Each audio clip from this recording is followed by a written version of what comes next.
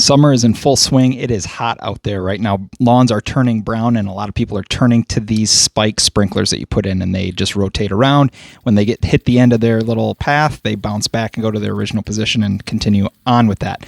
Now, there's one little thing on these, if you're brand new to them, where you might think that this thing is broken because it will not return back to its original starting point. So it'll go through its cycle, and then it'll just stick at the very end, and it will not come back.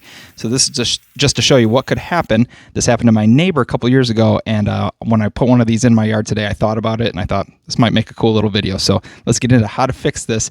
If you buy one of these straight from the store, and it will not go back to its original starting point.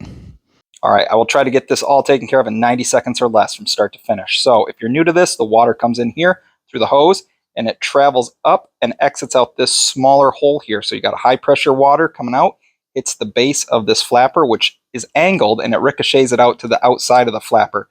Because this is spring loaded, the flapper moves out of the way and clicks back, and it'll keep doing that over and over again as it makes a full rotation, or however you set it based on these clips here.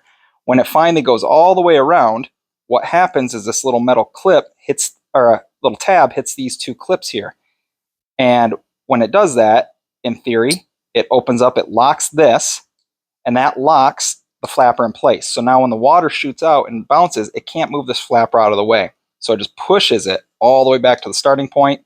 The tab hits these clips, it unlocks, allows the flapper to move again, and it repeats the whole process. So what can happen with these straight from the store is these tabs sometimes are like this or like this.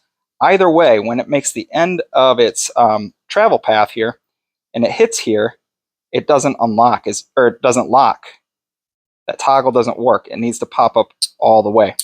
So the fix is very simple. All you have to do is make sure the top one is always to the left of the bottom one. When the tab strikes the clip lower, it's able to move this out and totally do that. So as you can see, that works, locks it in place. It'll travel all the way back and hit there. So make sure that these are not lined up, and make sure they're not like this when you set them, because that will not trip it. So it has to be like that at least, or whatever you want. And then if you are new to these and you don't want the thing to travel back to its path or to its original spot, and you just want it to spin in a circle, just lift this up, and this thing will just go round and round and round and never stop. So this is how you set the radius or the spread of where you want everything. So just make sure that you keep the top one to the left of the bottom one, and you should be all good and in business.